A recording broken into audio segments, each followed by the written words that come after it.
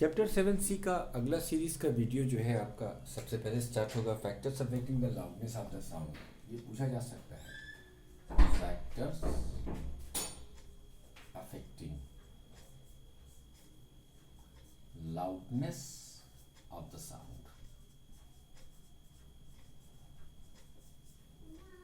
ठीक, साउंड की लाउडनेस किन किन फैक्टर्स पर डिपेंड करती है, हम उसे डिस्कस करेंगे। यार देखो, बहुत सीधी और साफ सी बात अगर करी जाए तो बात ये है कि लाउडनेस या जो है वो इंटेंसिटी पर डिपेंड करती है। अब इंटेंसिटी के डिपेंड करने की वजह से हमने आपको इंटेंसिटी के लिए कुछ फैक्टर्स लिखाए थे। उन्हीं फैक्टर्स में हम एक दो फैक्टर्स और ऐड कर देंगे और यहाँ पर वो सारे फैक्टर्स आपके लिए डिस्कस हो जाएंगे, जिससे कि आप लाउडनेस कहते हैं। तो लाउडनेस जो होती है, loudness loudness directly proportional to loudness directly proportional to the problem, तो फिर बेकार है। तो loudness directly proportional to square of the amplitude, मतलब जितनी वेव का ज़्यादा एम्पलीट्यूड होगा उस वेव की लाउडनेस उतनी ज़्यादा होगी। Loudness inversely proportional to inverse of the square of the distance. अब आप स्टेशन पे खड़े होकर व्हीकल को सुनेंगे इंजन की तो आपको सुनाई देगी, लेकिन आप 4-5 किलोमीटर दूर चले आएंगे तो नहीं सुनाई देगी। वो इसी वजह से ये फैक्टर है। Loudness depends on the surface area of the vibrating body. अब वाइब्रेटिंग बॉडी का सरफेस एरिया जितना ज़्यादा होगा उतना ज़्यादा एम्पलीट्यूड का साउंड निकाल पाएगा, और जितना ज़्यादा एम्पलीट्यूड का साउंड निकाल पाएगा लाउडनेस उतनी ज़्यादा होगी। लाउड डेंसर मीडियम में साउंड की स्पीड बढ़ जाती है, याद रखिएगा ये बात। जैसे कि आपको ड्राई एयर इन्वायरमेंट में दूर की आवाज़ नहीं सुनाई देती, लेकिन अगर वही वाटर ड्रॉपलेट्स यानी नमी का मौसम हो तो फिर आपको बहुत दूर दूर की आवाज़ें सुनाई देने लगती हैं। वजह क्या है कि स्पीड साउंड की जो है वो बढ़ जाती है, तो लाउडनेस भी बढ़ जाएगी। क्योंकि इससे पहले मैंने आपको इंटेंसिटी के फैक्टर में ये चीज़ लिखवा रखी है कि intensity directly proportional to velocity of the sound, तो इस नाते से आपकी लाउडनेस भी बढ़ जाएगी। फिर लास्ट फैक्टर है loudness depends on the presence of resonant bodies. अगल बगल में और भी जो रेजोनेंट बॉडीज़ होंगी जिनके साथ आपका रेजोनेंस आपको मैं डिस्कस कर चुका हूँ, तो रेजोनेंट बॉडीज़ की वजह से भी लाउडनेस घटती बढ़ती है। अब यहाँ पर relation between the loudness and intensity, हमें एक रिलेशनशिप लिख लेनी है, आपको डिराइव नहीं करना है। Relationship between loudness and intensity, loudness and intensity, इन दोनों के बीच में आपको एक रिलेशनशिप लिखना है। Relationship between loudness and intensity. ठीक है। देखो, इंटेंसिटी एक मेजरेबल क्वांटिटी है, ऑब्जेक्टिव नेचर है उसका, और लाउडनेस क्या है, एक नॉन मेजरेबल क्वांटिटी है, सब्जेक्टिव नेचर है। लेकिन फिर भी हम एक एक्सपेरिमेंटली वेबर और फेचर नाम के दो साइंटिस्ट ने फेचनर और वेबर नाम के दो साइंटिस्ट ने एक रिलेशनशिप विटनेस किया कि loudness L is directly proportional to K times log I to the base 10, where K एक कांस्टेंट है और I जो है वो इंटेंसिटी है। तो ये रिलेशनशिप होती है इंटेंसिटी और लाउडनेस के बीच में, K टाइम्स लॉग, ठीक है, K times log I to the base 10। अगर आपने लॉग पढ़ लिया हो तो ठीक है, नहीं पढ़ा हो तो इस रिलेशन को आप ऐसे ही याद रखें। अब बात करते हैं इसकी यूनिट की। The SI unit of loudness and sound level is phone and decibel. The SI unit ये आपके एग्जाम में पूछी जा सकती है, क्योंकि कि बड़ी अनकॉमन सी यूनिट है। The SI unit of loudness is phon, PHON, phon. ये इसकी it is used to indicate an individual perceptions of loudness. और the level of loudness is experience in decibel, ये इसकी यूनिट है। The level of loudness, the level of loudness experience in decibel, experience in decibel, इसको decibel कहते हैं। Bell नाम के scientist के ऑनर में है, डेसी का मतलब 1/10 से होगा। ठीक है, तो ये एक रिलेशन हो गया, आप केवल ये रिलेशन याद रखें। ठीक है, वीडियो को पॉज करके इसको नोट कीजिए। If at a given frequency, if at a given frequency, मान लीजिए आपके पास कोई गिवन फ्रीक्वेंसी है, the intensities of two sounds,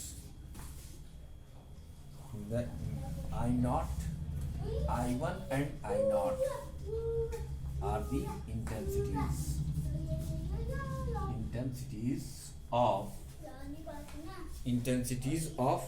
two sounds, of which intensities of two sounds, of which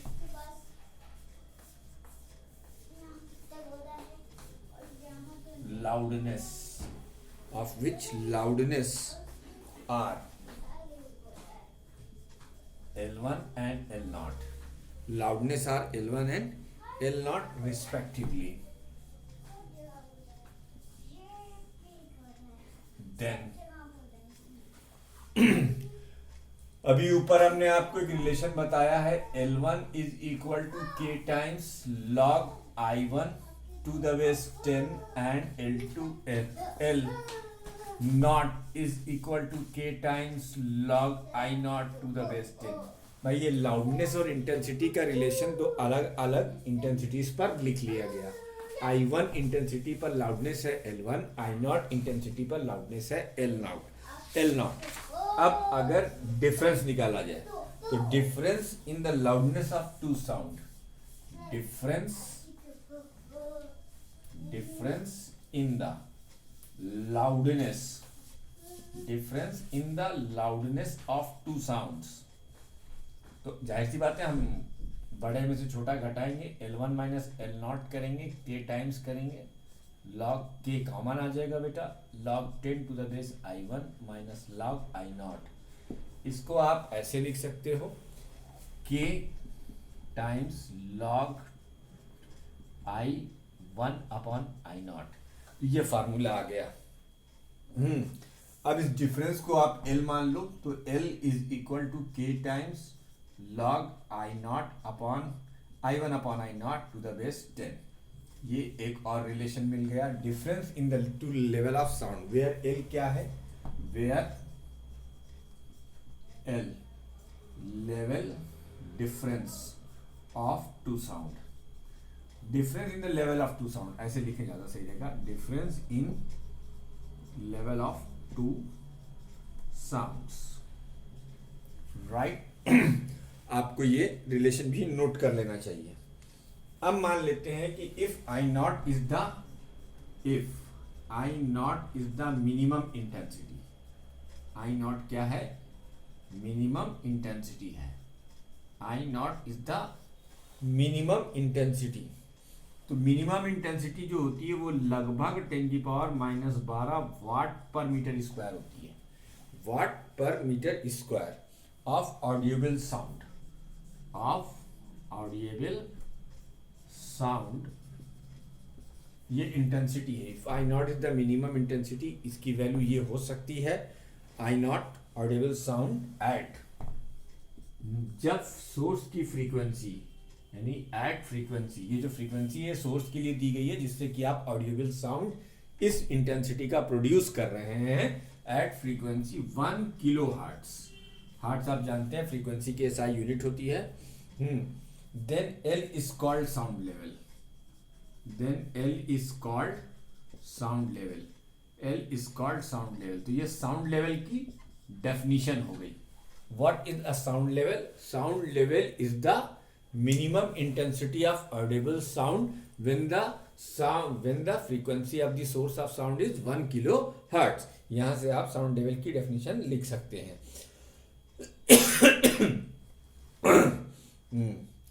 अब इसको वीडियो को पॉज कर इसको भी नोट कर लीजिए, इसके आगे की कथा हम और सुनाते हैं।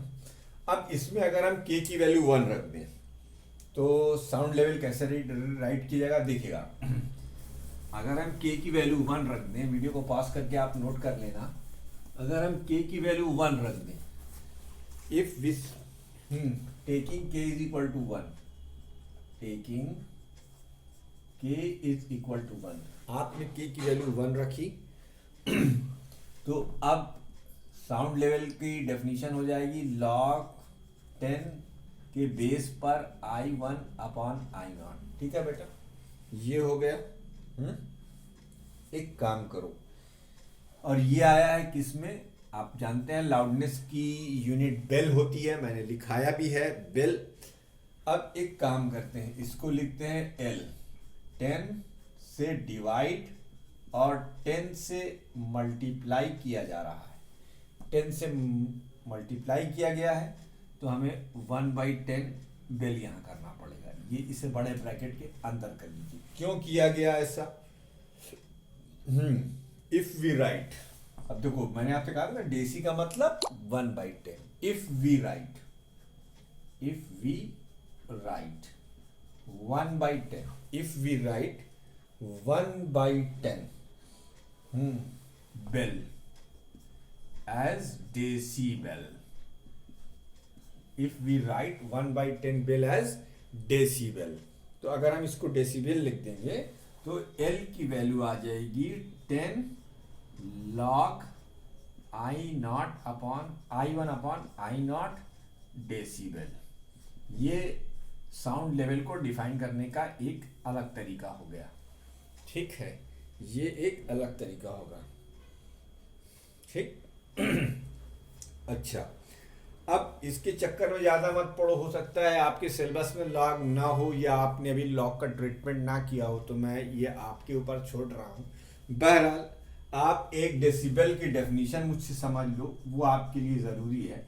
1 decibel is defined as the increase in level of loudness, increase in level of loudness, increase in level of loudness when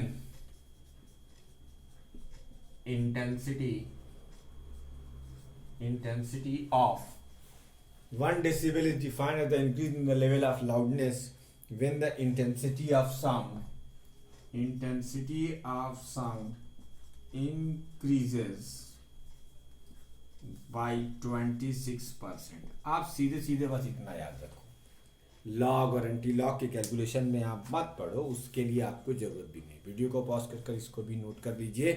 अब हम साउंड को पहचानने के लिए दूसरी क्वालिटी के बारे में बात करेंगे, pitch. What is pitch? Pitch क्या है? वीडियो को पॉज कीजिए, इसे नोट कीजिए।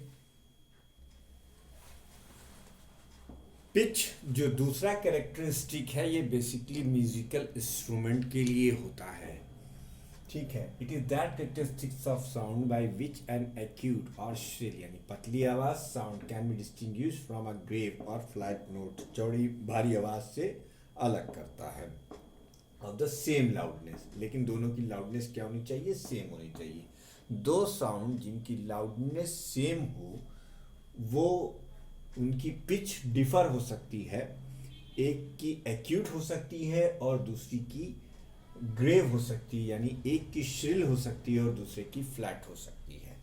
अब पिच क्या है? पिच को हम कंसीडर करते हैं सिर्फ म्यूजिकल साउंड्स के लिए, जैसे आप गिटार, वायलिन, तबला, घुंघरू, ढोलक कुछ भी बजा रहे हैं, तब फिर हम वहाँ पर पिच को कंसीडर करते हैं और पिच उसी के रेफरेंस में डिफाइन किया गया है।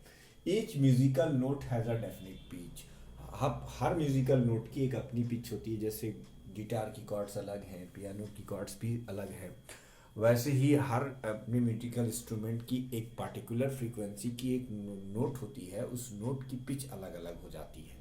अब जैसे आप पियानो अपने स्कूल का सिंथेसाइजर ही देखें तो एक तरफ उसमें से बड़ी भारी भारी आवाज़ आती है, और जैसे जैसे आप असेंडिंग ऑर्डर में चलते चले जाते हैं तो इधर से फिर आपको श्रिल साउंड सुनाई देने लगता है, इंटेंस साउंड सुनाई देने लगता है। तो ये पिच का कमाल है, इससे यहीं से पिच डिफाइन होती है। If the pitch is high the sound is shrill and if the pitch is low the sound is flat. तो पिच से साउंड, अगर हाई पिच का साउंड है तो वो श्रिल होगा, और लो पिच का साउंड है तो फिर वो फ्लैट होगा। Pitch of a note depends on in frequency. अब ये किस पर डिपेंड करती है? फ्रीक्वेंसी पर डिपेंड करती है। Two notes sounded on the same instrument with same amplitude will differ in pitch when their vibrations are at different frequencies. दो नोट एक साथ बजाए जाएं, सेम एम्पलीट्यूड के हों, लेकिन वो पिच में डिफर कर जाएंगे अगर उनका सोर्स, जाहिर सी बात है पिच किस पे डिपेंड कर रही है? पिच फ्रीक्वेंसी पे डिपेंड कर रही है।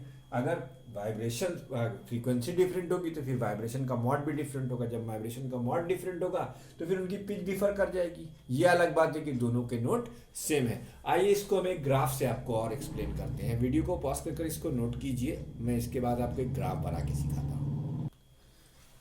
जब हमने ये चैप्टर की स्टार्टिंग की थी तो उस समय आपके सामने एक इंस्ट्रूमेंट का जिक्र किया था, CRO, cathode ray ऑक्सीलोस्कोप। Cathode ray ऑक्सीलोस्कोप के आगे एक माइक्रोफोन लगा हुआ है, उसके पीछे हमने एक ट्यूनिंग फॉक लगा रखा है। अब आपको यहाँ पर दो ट्यूनिंग फॉक लेना है। एक ट्यूनिंग फॉक का फ्रीक्वेंसी 256 होगी और दूसरे ट्यूनिंग फॉक की फ्रीक्वेंसी 512 होगी। दो डिफरेंट ट्यूनिंग फॉक को लेना है और सेम फोर्स से आप इस रबर पैड पर सेम फोर्स से दोनों को मारिए और मार के बारी बारी से उसे माइक्रोफोन के सामने लाइए। तो आप जब माइक्रोफोन के सामने लाएंगे तो आपको एक ऑब्जर्वेशन जो मिलेगा CRO में, वो जो ग्राफ पढ़ के देगा, दोनों होगा साइनोसोडियल वेरिएशन, यानी टाइम और डिस्प्लेसमेंट का ग्राफ, ऊंचे नीचे पहाड़ों की चोटी वाला ग्राफ जो मैंने आपको पहले भी बताया है वही ग्राफ मिलेगा। लेकिन फर्क क्या आ जाएगा वो आपको देखना है। अगर लो पिच का साउंड है, देखिए सेम टाइम इंटरवल में लो पिच का अगर साउंड है और ये हाई पिच के साउंड के लिए है, तो बस देखिएगा फर्क क्या आएगा। अगर लो पिच का साउंड है तो हो सकता है कि ये यहाँ से चले और ये एक ही कंप्लीट ऑक्सीलेशन करता है। बेटा ये ग्राफ, हालांकि ये ग्राफ यहाँ पर होना नहीं चाहिए, सब बियॉन्ड द स्कोप है आपके, ठीक है। ज़बरदस्ती यहाँ दिया गया क्योंकि आपको साइनोसोडियल वेरिएशन समझ में ही नहीं आ रहा होगा, लेकिन एनीवे ये साइनोसोडियल वेरिएशन है, ये वेव फॉर्म है बेटा। वेव जब चलती है किसी मीडियम में तो पार्टिकल का लोकस ऐसे ही ट्रेस किया जाता है, ठीक है। तो आप देखिए ये एक टाइम इंटरवल है, यानी एक पूरे इंटरवल का टाइम है। या मान लीजिए जैसे एक पेंडुलम आपने लिया, पेंडुलम अपनी मीन पोजीशन से एक एक्सट्रीम पर गया वापस आया, दूसरी एक्सट्रीम पर गया वापस आया। तो ये जो पूरी ट्रेसिंग आप कर्व पे करोगे टाइम और डिस्प्लेसमेंट के टर्म्स में, वो इस ग्राफ पर ऐसे शो की जाएगी और इसको हम साइनोसोडियल वेरिएशन कहते हैं। यही वेव फॉर्म है, ये डिस्प्लेसमेंट है बेटा। जो मैक्सिमम एम्पलीट्यूड होगा, अरे जो मैक्सिमम डिस्प्लेसमेंट के पार्टिकल होंगे उनको हम एम्पलीट्यूड कहेंगे। अब ये है लो पिच नोट। क्या है ये? Low pitch note. जो आपने ट्यूनिंग फॉक लिया था, लो पिच नोट, ये लो पिच नोट के लिए खींचा गया है। फॉर फॉर्क ए। मैं अपनी तरफ से पूरी कोशिश कर रहा हूं कि आपको ये भी समझ में आ जाए, जिसकी फ्रीक्वेंसी क्या थी, एफ की वैल्यू थी 256 हर्ट्ज, ठीक। अब इसी सेम इंटरवल ऑफ टाइम में हाई पिच नोट, अब देखिएगा क्या फर्क आता है। High pitch note fork B, जिसकी फ्रीक्वेंसी आपने 512 हर्ट्ज ली हुई है। क्या ली हुई है? 512 हर्ट्ज। सेम टाइम इंटरवल है, एक वेव चली। अब अगर ये हाई पिच नोट है तो अब इसमें एक वेव फॉर्म नहीं, इसी इंटरवल में high pitch note same amplitude के दो वेव फॉर्म चल जाएगा। ये फर्क आ गया, देख लीजिए। इतने ही टाइम में हाई पिच नोट दो वेव फॉर्म चल गया, यानी दो टाइम पीरियड हो गया, दो कंप्लीट ऑक्सीलेशंस कर ली इसने और ये एक ही ऑक्सीलेशन कर पाया। तो ये फर्क होता है लो पिच नोट में और हाई पिच नोट में। हालांकि एम्पलीट्यूड दोनों के सेम है, ये याद रखिएगा। ये डिस्प्लेसमेंट टाइम ग्राफ, उम्मीद करता हूं इस ग्राफ से आपको क्लियर हो गया होगा कि हाई पिच नोट और लो पिच नोट में क्या फर्क होता है। हाई पिच नोट और लो पिच नोट, इससे एक बात और जाहिर होती है कि greater the frequency of the source of the sound producing the note, more is the pitch. Pitch high तब होती है जब फ्रीक्वेंसी ऑफ सोर्स जो है ज़्यादा होती है। अच्छा, एक चीज़ और याद रखिएगा, देखिए इंपॉर्टेंट है कि the voice of a women is usually of a higher pitch than that of a man. Shrill होती, पतली पतली आवाज़ होती है तो वो हाई पिच नोट होती है। हाँ, तो वुमेन की आवाज़ जो है मैन से क्यों वो हायर पिच की होती है, कैसी होती है, हायर पिच की होती है। तो ये इस ग्राफ से आपको समझ में आया होगा कि लो पिच नोट में और हाई पिच नोट में क्या फ़र्क है। हालांकि दोनों के एम्पलीट्यूड सेम है, दोनों के एम्पलीट्यूड सेम है बेटा, एम्पलीट्यूड में कोई फ़र्क नहीं है, लेकिन बस ये है कि हाई पिच नोट की फ्रीक्वेंसी ज़्यादा हो जाएगी, लो पिच नोट की फ्रीक्वेंसी कम रह जाएगी। सेम इंटरवल ऑफ टाइम के लिए दोनों ग्राफ खींचा गया है। तो more is the frequency of the source producing sound source, higher is the pitch. ठीक है, ये आपको याद रखना है। और ये याद रखिएगा कि वुमेन की वॉइस की पिच हायर होती है इन कंपैरिजन टू मैन। ये भी एक 2 नंबर का क्वेश्चन पूछा जा चुका है। तो दूसरा आपका ये कंप्लीट हुआ पिच। अब इसमें हम देखेंगे, जैसे मैंने लाउडनेस और इंटेंसिटी में सब्जेक्टिव नेचर और ऑब्जेक्टिव नेचर के बारे में बताया था, इसमें भी बताते हैं। और आपका क्वालिटी या वेव फॉर्म जो कि लास्ट टॉपिक है, इसको भी हम कवर करते हैं, लेकिन इस वीडियो में नहीं, अगली वीडियो में।